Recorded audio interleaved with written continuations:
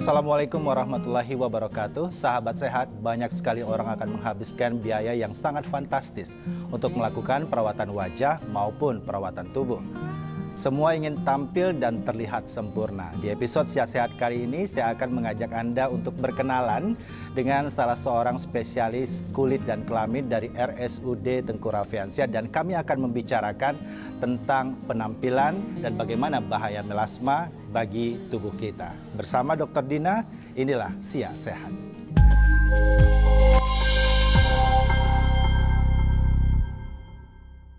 Ya, sahabat sehat bersama dengan Dr. Dina. Halo Dr. Dina. Halo Bang Eki. Sehat dok? Sehat. Makin cerah saja kelihatannya. Ya dok, ini tema kita hari ini bicara tentang penampilan, bicara tentang perawatan wajah yang berkaitan dengan melasma.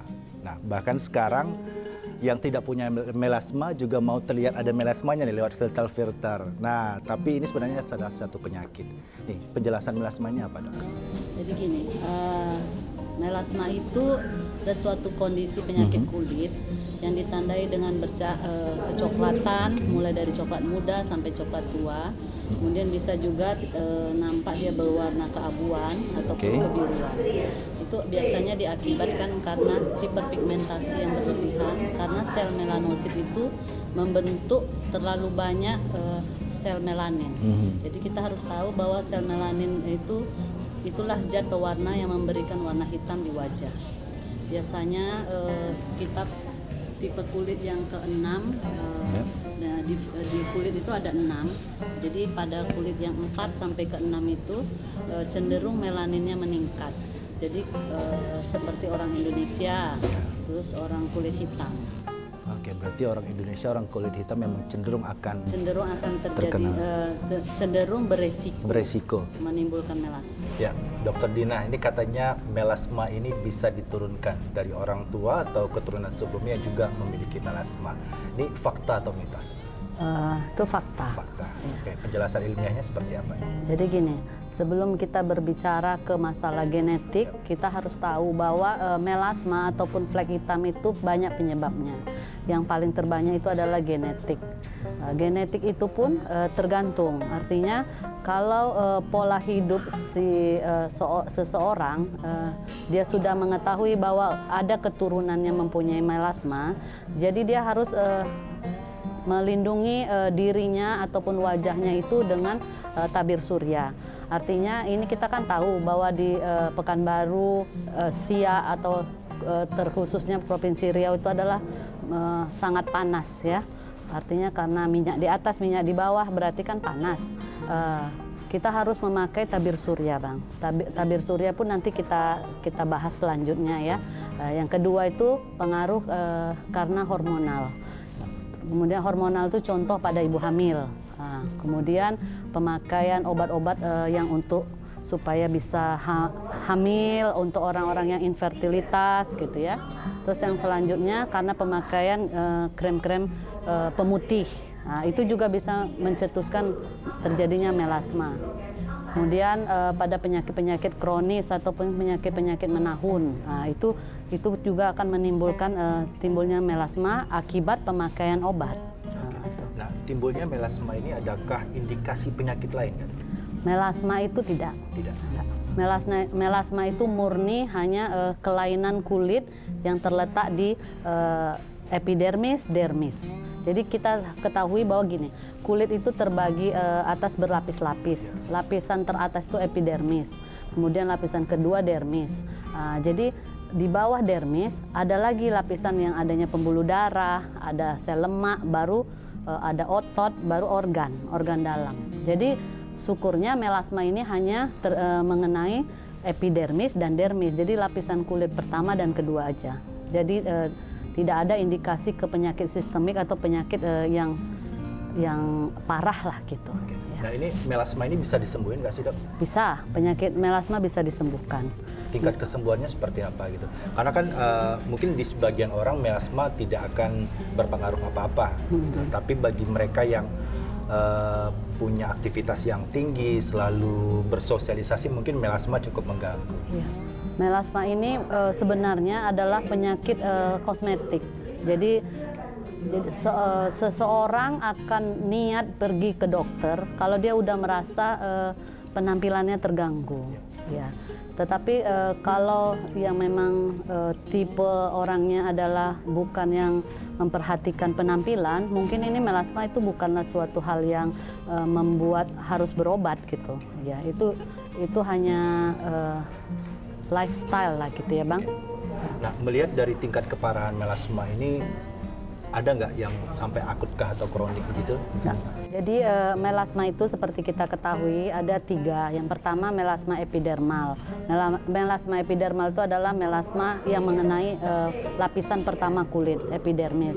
Itu ditandai dengan flek warna hitam, dia dengan batas yang tegas. Hitam ataupun kecoklatan tapi coklat tua. Biasanya Ya. di bagian mana nih kalau yang Itu melasma itu pada bagian paling terbanyak adalah pipi. Pipi, terus kemudian dahi, hidung, sama di atas mulut, di atas bibir ya. Nah, itu bisa juga pada wanita yang misalnya tidak berhijab, itu pada leher ataupun di lengan tangan, boleh atas bisa bawah. Pada yang terkena paparan sinar matahari. Berarti itu yang terkena paparan Sinar matahari. langsung. Ya. Tipe yang kedua? Yang tipe kedua itu tipe dermal. Tipe dermal itu, Bang, pada lapisan kulit kedua. Itu seperti flek yang samar-samar. Jadi flek warna coklat muda itu batasnya tidak tegas. Kita jadi untuk membedakan tipe pertama dan kedua itu dengan pemeriksaan itu memakai lampu Wood. Jadi lampu Wood itu kita periksa, lampu dimatikan, nanti ada alatnya, baru akan terlihat nanti berwarna dia coklat kebiruan gitu. Itulah dia. Terus tipe ketiga itu tipe campuran. Jadi tipe campuran ini adalah tipe yang paling banyak, ya. Tipe yang paling banyak yang bisa kita dijumpai pada semua wanita. Jadi dia itu akan lihat nanti fleknya ada yang nampak batas tegas, ada yang samar-samar gitu. Oke. Nah, ini kan tadi dari penjelasan awal yang Dr. Dina berikan, selain faktor genetik, kemudian juga bisa muncul pada wanita yang dalam proses hamil. Ya. Nah, faktor-faktor lain nih yang menjadi pemicu melasma ini apa saja? Faktor yang pertama gini, pertama ras ya. Ras itu artinya orang kulit hitam atau tipe kulit 4 sampai ke 6 itu beresiko terkena melasma. Artinya kulit seperti orang Indonesia, orang negro itu cenderung mempunyai melanin yang banyak. Jadi melanin yang banyak itu akan otomatis dia memang terbentuk. Makanya kadang orang-orang para wanita ini berpikir kalau berobat ke dokter kulit ataupun dokter kecantikan, dia berpikir ketergantungan. Sebenarnya bukan ketergantungan terhadap kremnya, tetapi krem itu bukan hanya menghalangi terbentuknya melanin. Jadi kalau krem itu kita hentikan, melanin itu akan terus berproduksi. Jadi terus melanosom itu, dia kan melanosom itu tempat menghasilkan melanin. Melanosom itu akan terus dia mengeluarkan melanin. Satu-satunya cara supaya kita tidak ketergantungan krem, ya kita potong melanosomnya. Tapi itulah yang terjadi pada contoh Michael Jackson. Nah, artinya dia memang membuangnya, jadi terjadinya penyakit yang kayak vitiligo, albinisme gitu, yang putih-putih semua. Jadi proses pigmentasinya Dihentikan. Tapi itu kan tidak mungkin. Terus itu kan memerlukan biaya yang banyak dan itu adalah suatu penyakit kan. Kalau kita menghilangkan melanosomnya agar terjadi melanin itu tidak diproduksi. Makanya stigma yang mengatakan bahwa pakai krem dokter itu adalah ketergantungan itu salah. Karena krem itu hanya menghambat, sifatnya menghambat gitu. Tidak bisa menghilangkan, tetapi otomatis kalau kita menghambat si melanin, flek yang hitam itu akan memudar lama-lama karena kan produksinya itu tidak sebanyak. Contoh ya, produksinya 100 gitu. Kalau kita pemakaian krem, berarti kan yang 100 itu akan berkurang, mungkin cuma 10. Jadi lama-lama hilang gitu. Artinya juga mungkin disembuhkan tapi produksinya yang berkurang. Iya. Nah, kemudian begini, bagi sebagian orang nih yang banyak beraktivitas di luar, terkena paparan langsung sinar matahari, ini juga akan menjadi pemicu ya, Dok ya? Iya. Jadi itu pemicu. Jadi caranya kita gini, memakai tabir surya. Jadi sebelum pemakaian tabir surya, namanya juga wanita ya, kepingin cantik, kepingin putih, terserah kita pakai pelembab dulu. Nah, pakai pelembab. setelah pakai pelembab boleh memakai vitamin, boleh, tetapi pada akhirnya dari semua makeup itu adalah tabir surya. Jadi pemakaian tabir surya yang benar juga akan bisa menghindari terjadinya melasma gitu. Misal contoh, saya kan bukan tipikal yang punya genetik melasma gitu ya. Tetapi kalau saya berjemur di luar, bukan pun berjemur, hanya berdiri di luar pada jam 9 sampai jam 4 sore ya, lebih dari 10 menit, maka akan terbentuk flek-flek di wajah saya. Gitu. Makanya supaya kita yang mempunyai resiko melasma ataupun tidak, sebelum keluar dari ruangan ya terkena matahari 10 sampai 15 menit harus menggunakan tabir surya. Artinya Ya. semua orang, semua usia juga berpotensi. Ya, semua usia, semua jenis kelamin, semua umur, semualah gitu. Mempunyai potensi terbentuknya melasma. Gitu. Oke, nah kemudian gini, ketika kita sudah mengetahui nih faktor penyebab dari melasma, keturunan dan sebagainya, gitu. Nah, kita selaku orang yang selalu bersosial, tentu ada antisipasi yang harus kita lakukan. Gitu. Kalau bicara tentang pola hidup seperti apa? Kalau berbicara tentang pola hidup, yang pertama yang pasti tidur jam cukup ya. Itu normal itu 8 jam sehari. Ya, kita hitung aja mulai dari jam berapa. Kemudian pola hidup makan yang sehat, kurangi karbohidrat. Kurangi karbohidrat, kurangi lemak, tetapi banyak sayur dan vitamin. Jadi vitamin itu tidak mesti dari obat minum ataupun oles, tetapi dari makanan, contoh jeruk gitu kan. Terus cabai pun juga mempunyai vitamin C loh, vitamin C yang tinggi, cabai merah. Kemudian sebelum keluar rumah memakai tabir surya. Terus itu pun tentang tabir surya itu juga harus diingat Bang. Tidak semua tabir surya itu melindungi jangka panjang. Nah, kita pernah melihat kan SPF. SPF itu ada yang 15, ada yang 30, ada yang 50. SPF yang terbaik itu adalah SPF 50. Itu pun tergantung juga dengan tipe kulit. Kalau tipe kulit yang berminyak, itu kita hindari jangan yang tipe yang SPF 50 karena itu akan cenderung menimbulkan jerawat. Jadi lebih bagus kita pilih yang tengah-tengah SPF 30. SPF 30 itu hanya bertahan selama 5 jam ya. Setelah 5 jam harus diulang lagi. Contoh misalnya kita pergi pagi jam 8. Nanti waktu zuhur setelah sholat kita mau ada aktivitas keluar, diulangi lagi SPF yang 30 itu. Jadi SPF itu memang ada khusus dalam bentuk krem ataupun lotion ataupun ada di dalam bedak. Tapi kalau di dalam bedak itu hanya 15 gitu. Oke, nah ini kan ada kecenderungan bagi masyarakat kita yang sifatnya konsumtif, pantang mendengar iklan, pantang mendapatkan informasi, oh ini akan bagus, ini akan bagus, ini akan bagus. Nah, bagaimana cara kita untuk memilih perawatan untuk muka, terutama sekali dalam menanggulangi melasma ini? Tapi dokter jangan jawab dulu, kita akan kembali setelah pesan-pesan berikut ini.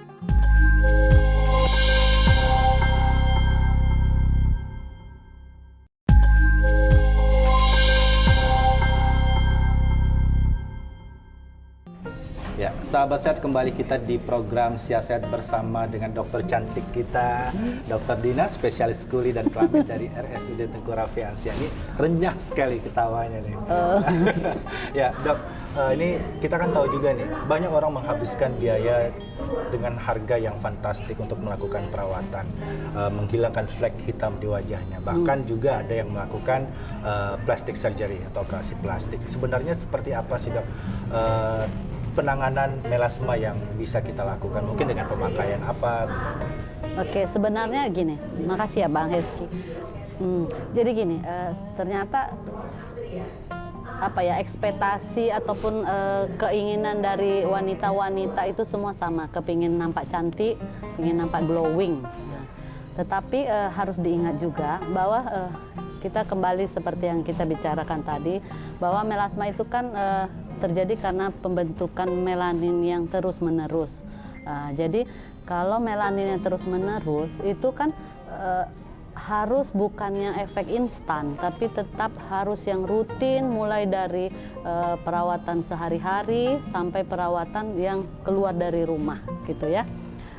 Kalau seandainya seseorang wanita udah mempunyai flek gitu, untuk tahap pertama itu dia pemakaian yang pertama harus tetap tabir surya Oke, sesuai tadi tabir surya yang dianjurkan itu adalah SPF 30 ataupun 50, tergantung daripada tipe kulit. Ya.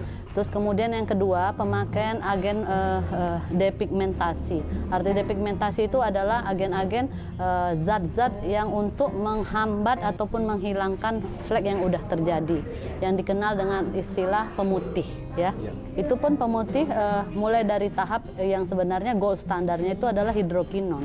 Tetapi hidrokinon ini pun banyak disalahgunakan, Bang. Jadi gini, kalau yang ada di pasaran seharusnya itu kan hanya boleh yang kadar hidrokinonnya itu rendah, ya. Tetapi banyak sekarang krim abal-abal, artinya krim online itu supaya flek itu hilang cepat, dia menggunakan hidrokinon mungkin yang sekitar 4-5%. Itu kan jelas tidak boleh. Itu kan hanya boleh dengan peresepan dokter. Itu pun tidak boleh hanya dengan memakai jangka panjang. Jadi pemakaian agen-agen pemutih ini hanya boleh jangka waktu tertentu, paling lama itu 3 bulan.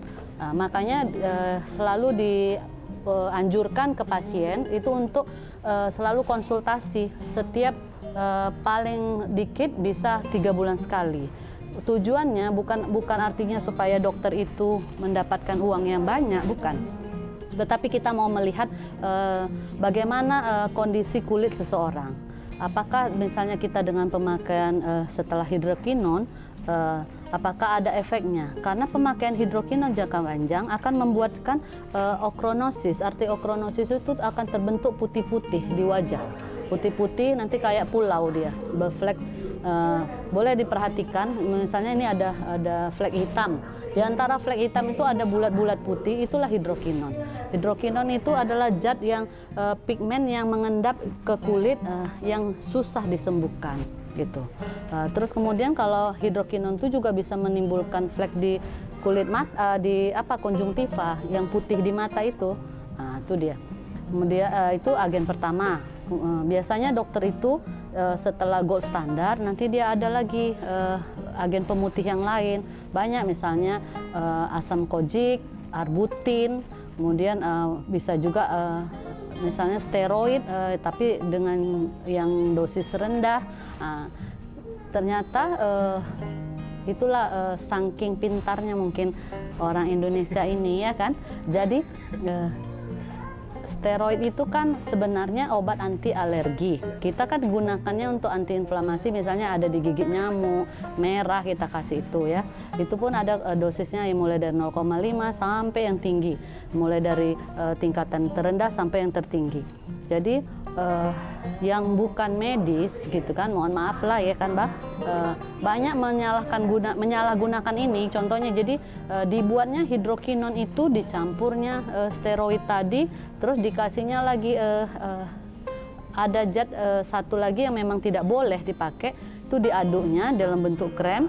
Nah, itu memang kinclongnya sesaat gitu.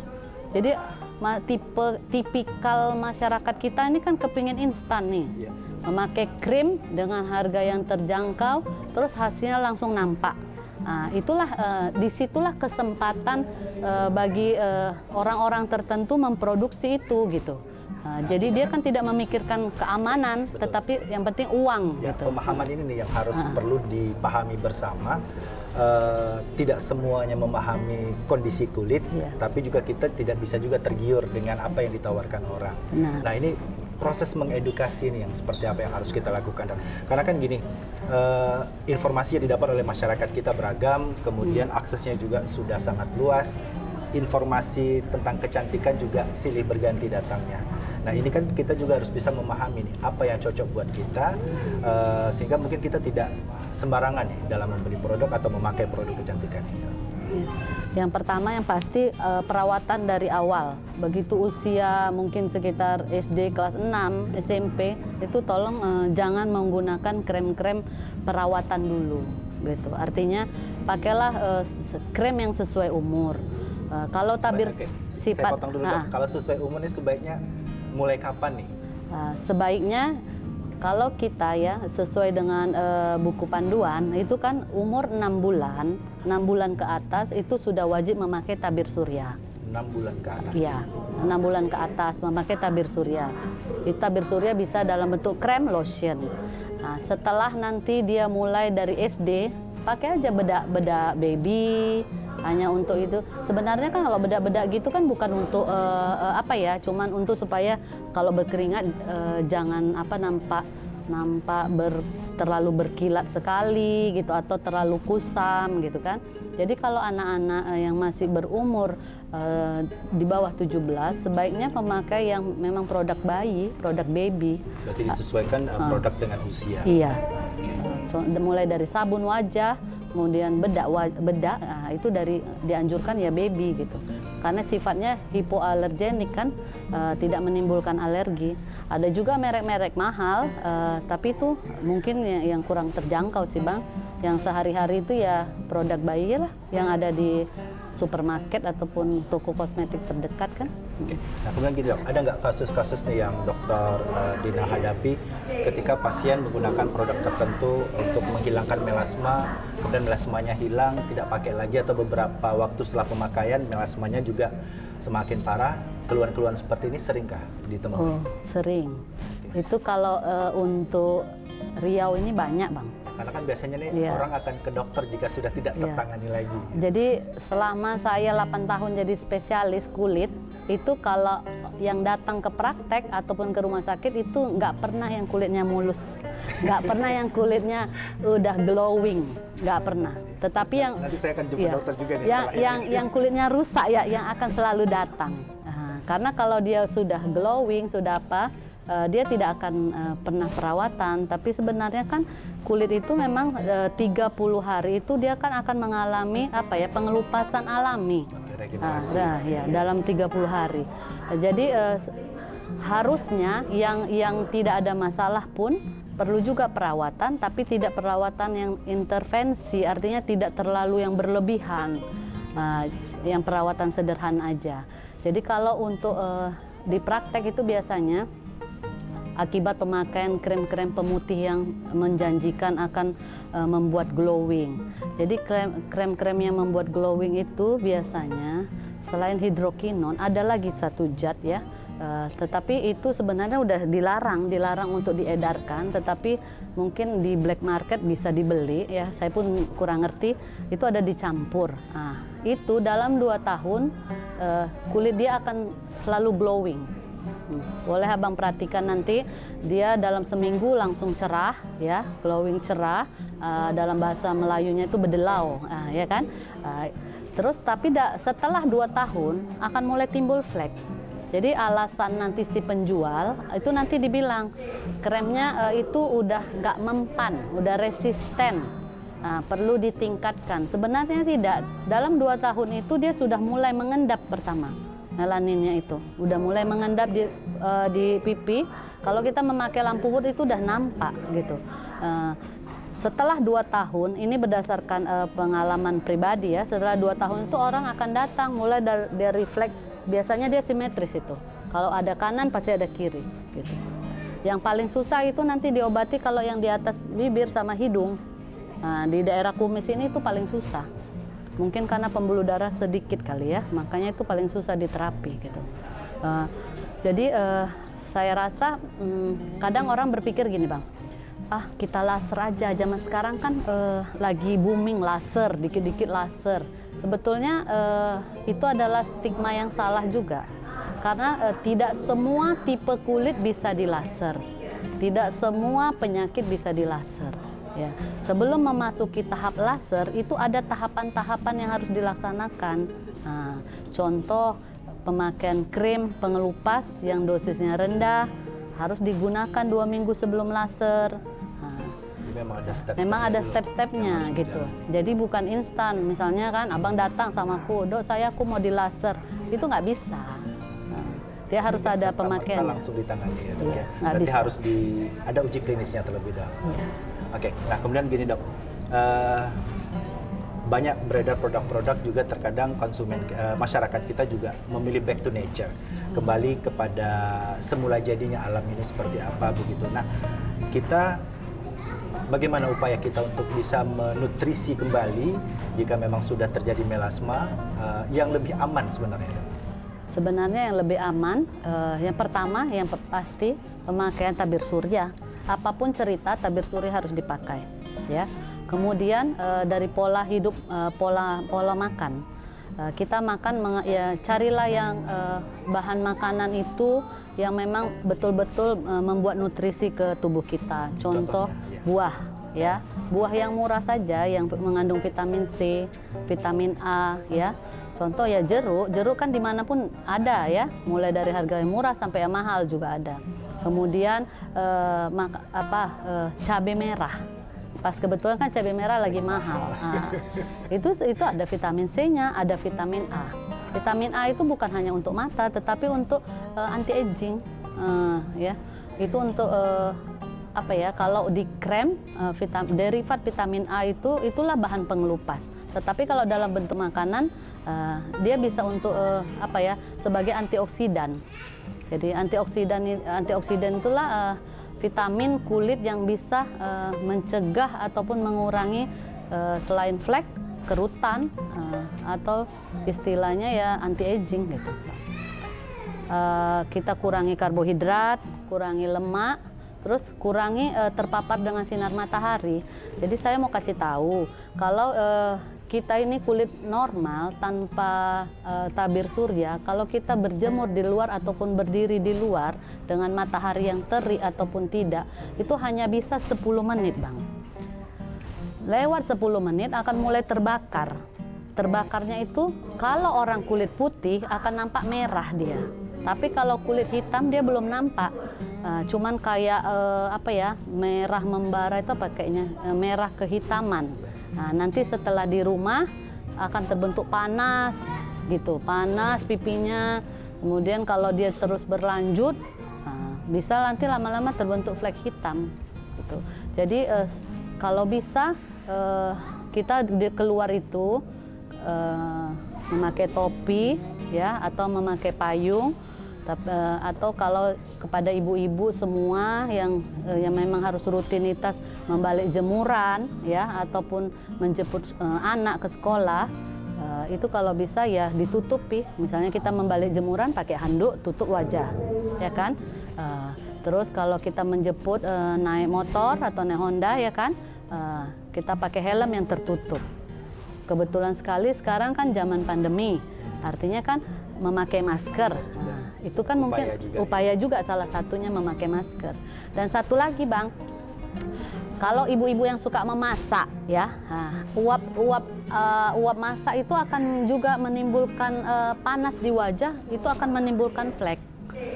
Jadi mungkin yang jarang disadari. Ya, jadi mungkin gini, rasanya apa ya, bahasa awamnya itu kok terlalu merepotkan, ya. Jadi kalau saya sih menganjurkan pakai masker, enggak, pakai masker aja, pakai masker. Kalau bisa, karena memang rutinitas seorang ibu rumah tangga kan nggak mungkin nggak masak gitu kan. Terus ada lagi informasi baru saya ingatkan, lampu itu juga menghasilkan ultraviolet.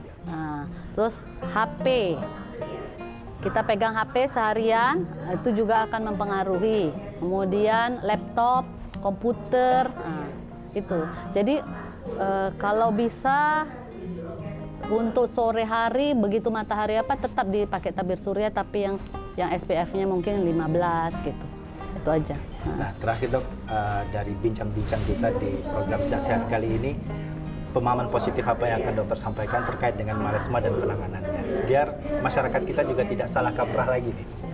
Jadi gini, melasma ini adalah suatu kelainan kulit. Jadi dia bukan penyakit, tapi kelainan kulit yang menimbulkan flek hitam di wajah. Dia tidak berbahaya, ya, tidak berbahaya, tetapi itu membuat rasa tidak percaya diri pada seseorang, terutama wanita. Siapa sih wanita yang nggak mau tampil cantik, tampil berdelau?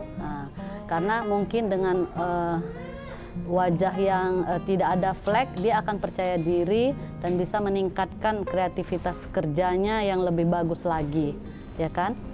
Jadi pesan saya, hati-hatilah memilih krim, memilih bedak, memilih kosmetik.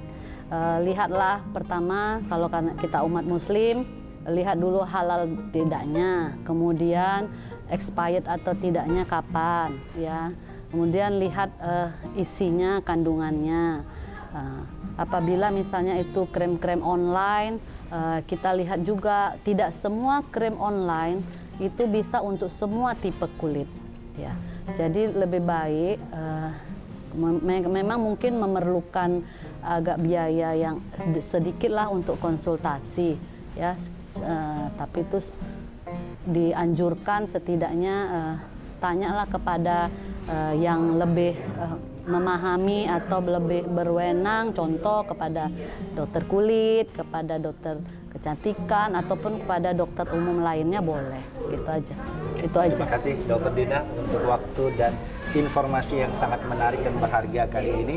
Ya, sahabat sehat, demikian bincang-bincang kami dalam program Siasat bersama Dokter Dina, spesialis kulit dan kelamin dari RSUD Tengku Raffensia. Saya Bang Eki mengucapkan terima kasih atas kebersamaan Anda. Billahi taufiq wal hidayah. Wassalamualaikum warahmatullahi wabarakatuh. Waalaikumsalam.